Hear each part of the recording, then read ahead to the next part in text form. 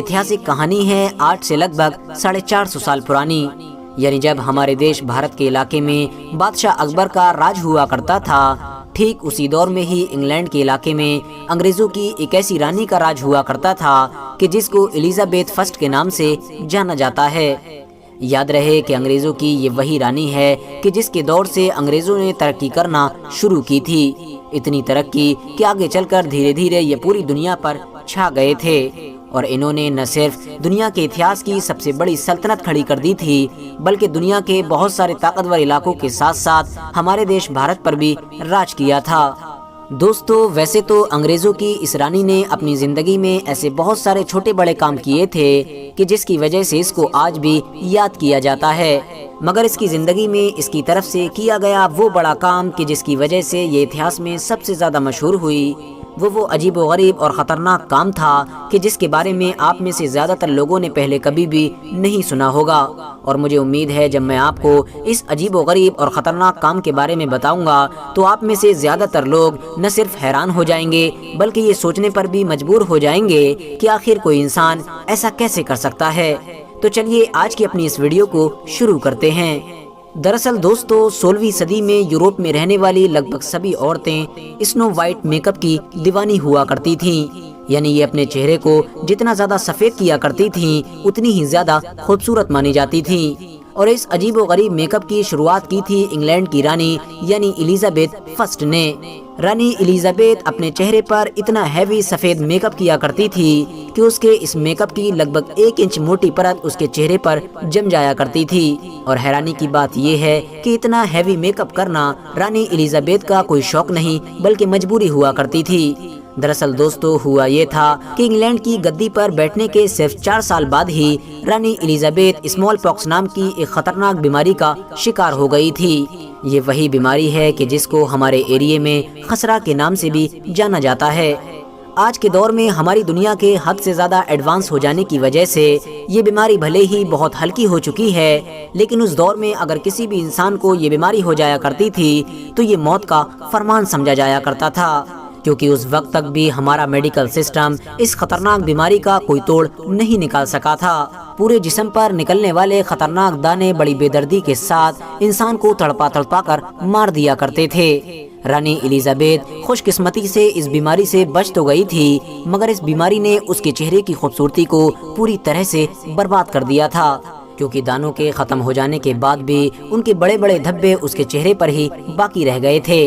रानी Elizabeth ने अब अपनी इस बदसूरती को छुपाने का एक नया तरीका निकाल लिया था और वो अपने इन धब्बों को छुपाने के लिए अपनी स्किन पर एक मोटी परत का सफ़ेद मेकअप करने लगी थी। वो अपने इस मेकअप में लीड यानी सीसे और सिरके का भरपूर इस्तेमाल किया करती थी। इसके अलावा वो अपने होठों को गुलाब की तरह और भी ज़्यादा सुर्ख बनाने के लिए सिनेबार नाम की एक जहरीली चीज़ का इस्तेमाल किया करती थी। आपको बताते चलें कि उस दौर में यूरोप में नहाने का रिवाज ज़्यादा नहीं हुआ करता था, जिसकी वजह से रानी एलिजाबेथ अपने इस जहरीले मेकअप को अपने चेहरे पर हफ्तों हफ्तों तक सजाए रखती थी। इसके अलावा वो इस मेकअप को उतारते वक्त भी अंडे के छिलकों और फटकरी और इसके साथ साथ एक बड़ी ही खतरनाक चीज़ यानी मरकरी की जिसको पारा भी कहा जाता है उसका इस्तेमाल किया करती थी। उसको ये महसूस हुआ करता था कि मरकरी यानी पारा उसकी स्किन को और भी ज़्यादा नर्म और मुलायम बनाता है, लेकिन दोस्तों सच्चाई इसके बिल्कुल उलट थी। पिघले हुए सीसे और मरकरी यानी पारे ने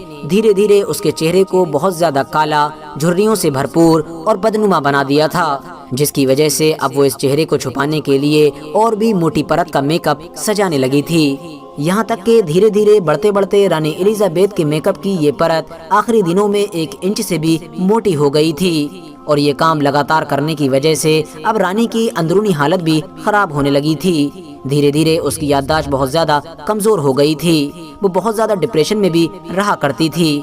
वो अपने दरबारियों को हुक्म देकर अक्सर भूल जाया करती थी। सख्त चिड़चिड़ी हो जाने की वजह से अब वो बहुत सारे ऊट पटांग फैसले भी सुनाया करती थी। आपको बताते चलें कि इस रानी ने अपने चेहरे की वजह से ही पूरी जिंदगी भर शादी नहीं की। हालांकि एक रानी होने के नाते इसके पास यूरोप के बहुत अच्छे अच्छे रिश्ते मौजूद थे। یہ اپنے چہرے کو لے کر اتنی زیادہ سیریس رہا کرتی تھی کہ اگر دربار میں بیٹھنے کے دوران اس کو کسی بھی درباری کے بارے میں یہ محسوس ہو جایا کرتا تھا کہ یہ میری شکل کو غور سے دیکھ رہا ہے تو یہ اس کو سزا بھی دے دیا کرتی تھی۔ پگھلے ہوئے سیسے اور مرکری یعنی پارے کا لگاتار استعمال کرنے کی وجہ سے اب رانی الیزابیتھ کے سر کے سارے بال بھی گر چکے تھے اور اس کا سر گنجا ہو چکا تھا، جس سر کو چھپانے کے لیے وہ ایک اسپیشل وگ کا استعمال کیا کرتی تھی۔ مگر محل میں رہنے والے کسی بھی انسان کو رانی الیزابیتھ کے گنجے سر سے ریلیٹڈ کوئی بھی بات کرنے کی اجازت نہیں ہوا کرتی تھی۔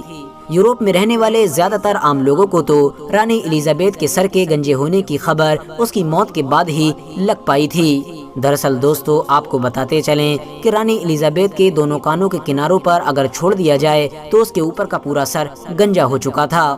جیسے جیسے اس رانی کی عمر بڑھتی گئی ویسے ویسے اس کے چہرے کی اسکن کی حالت اور بھی زیادہ خراب ہوتی چلی گئی۔ موسم خزاں یعنی رتو کے موسم میں اس کے چہرے پر بڑی بڑی دراریں پڑ جایا کرتی تھیں، جن دراروں سے اندر کا خون بھی چھلکنے لگتا تھا۔ ان تمام حالات کو دیکھ کر رانی نے اب اپنے محل سے زیادہ باہر نکلنا بھی بند کر دیا تھا۔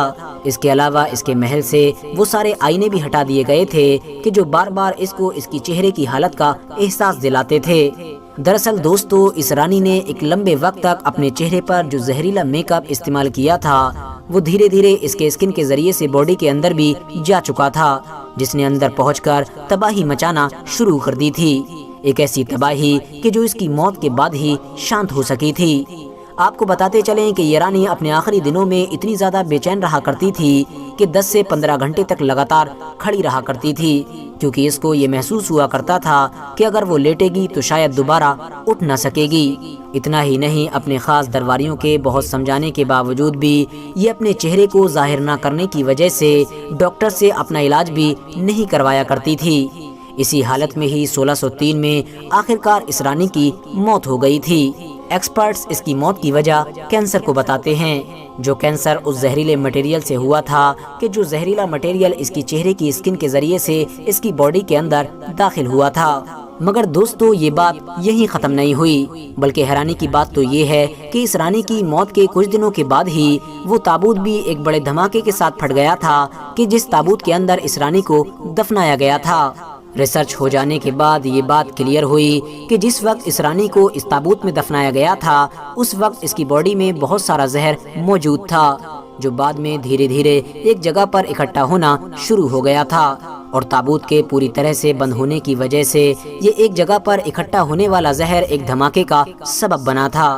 فی الحال دوستو، آج کی اپنی ویڈیو کو ہم یہیں پر ختم کرتے ہیں۔